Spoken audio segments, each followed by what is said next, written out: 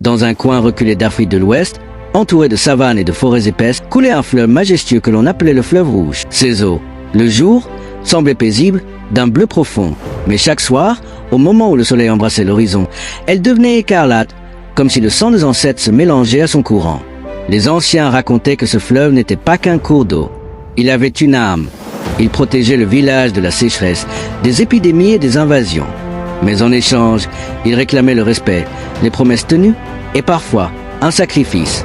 C'était une année de grande sécheresse. Les champs de mil se fanaient, les rivières secondaires s'asséchaient et même les pêcheurs rentraient avec leurs filets vides. Les anciens se réunirent autour du grand baobab et la peur se lisait dans leurs yeux ridés. Le plus vieux, d'en bas, dit d'une voix tremblante, « Le fleuve rouge est en colère. Nous avons oublié nos promesses aux ancêtres. Il réclame son dû. » Très vite, la rumeur enfla. Le fleuve demandait le cœur pur d'une jeune fille. Et dans tout le village, un nom circulait avec insistance. Aminata. Aminata était belle comme l'aube.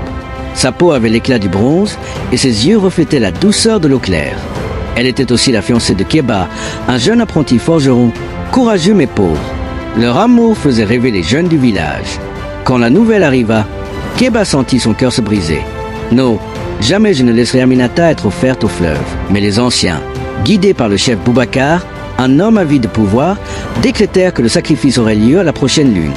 Aminata, la voix tremblante, dit à Keba, « Mon aimé, si je dois mourir pour sauver notre peuple, je le ferai. » Keba serra ses mains avec force. « Non, Aminata, l'amour ne peut pas être un crime. Si le fleuve réclame quelque chose, ce n'est pas ton âme.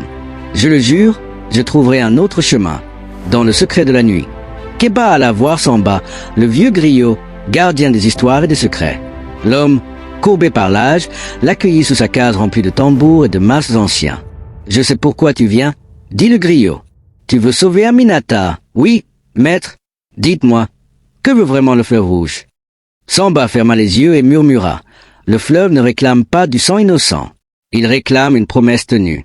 Depuis des générations, les hommes de ce village ont juré devant lui, puis trahi leur serment. C'est la trahison, pas l'innocence, qui alimente sa colère. »« Alors, que dois-je faire ?» demanda Keba. Le griot sortit un bracelet ancien, gravé de symboles mystiques.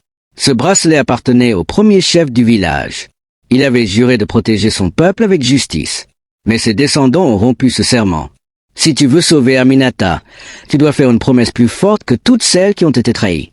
Mais souviens-toi, mon fils, un serment devant le fleuve rouge ne peut jamais être brisé. Le lendemain, le chef Boubacar annonça à la foule, « Aminata sera offerte demain soir, au crépuscule. Ainsi, le fleuve nous rendra ses faveurs. » Keba s'avança, tenant le bracelet sacré. « Non, ce n'est pas ce que veulent les ancêtres.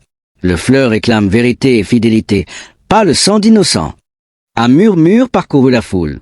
Certains semblaient convaincus, mais Boubacar cria, « Mensonge! Ce garçon n'est qu'un apprenti sans valeur. Il veut tromper le village pour sauver sa fiancée. » Sur son ordre, des gardes saisirent Keba et l'enfermèrent. Aminata, désespérée, pleura toute la nuit. Le soir suivant, tout le village se réunit au bord du fleuve rouge. Le ciel était rouge sang et les tambours résonnaient comme des battements de cœur. Aminata, vêtue de blanc, fut conduite vers l'eau, ses poignets attachés. Au moment où elle fut poussée vers le courant, une voix retentit. « Assez !» C'était Keba qui avait réussi à s'évader avec l'aide de quelques jeunes du village. Il brandissait le bracelet sacré, ses yeux flamboyants de détermination. Il s'avança jusqu'au bord de l'eau et cria « Esprit du fleuve rouge ! Aujourd'hui, moi, Keba, je fais une promesse. Je jure de protéger ce village contre l'injustice et la trahison. Je jure que jamais plus nos serments ne seront souillés par le mensonge. Et si je faillis, que votre colère s'abatte sur moi seul. » Le fleuve se mit à rugir. Les eaux s'élevèrent comme une muraille, menaçant d'engloutir tout le monde. La foule criait, certains tombèrent à genoux. Puis, soudain, les eaux écarlates devinrent dorées, étincelantes comme du soleil liquide. Une pluie fine commença à tomber. La terre assoiffée but cette bénédiction, et les champs verdoyèrent presque aussitôt. Aminata fut libérée, et elle courut dans les bras de Keba. Le chef Boubacar, terrifié, fut renversé par le peuple, qui comprit enfin la vérité. Le fleuve ne voulait pas de sang, mais de loyauté. Depuis ce jour, le fleuve rouge resta paisible. Keba et Aminata devinrent les symboles d'un amour plus fort que la mort. Le jeune forgeron fut élu chef, non pas par héritage, mais par mérite et fidélité à sa promesse.